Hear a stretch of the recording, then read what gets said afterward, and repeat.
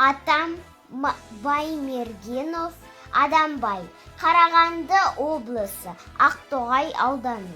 Калинина колхозынан 1942 жылы Ұлы Отан соғысына аттанған.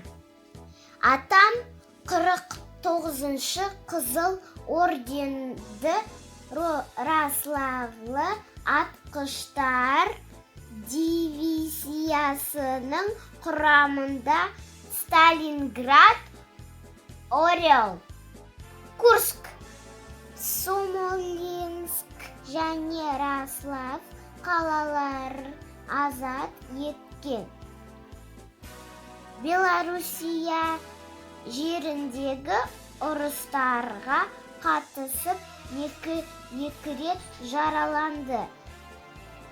1943 жылдың 21 қаңтар күні Петуховка деревнясы үшін болған соғыста қайтыс болған.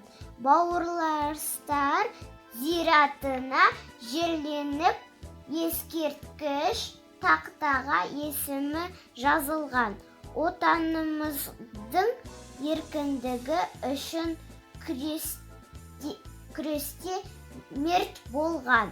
Аталарымызға мәңгілік тағызым, ерлердің есімі мәңгілік ұмытылмайды. Мен шөбересі Дилназ.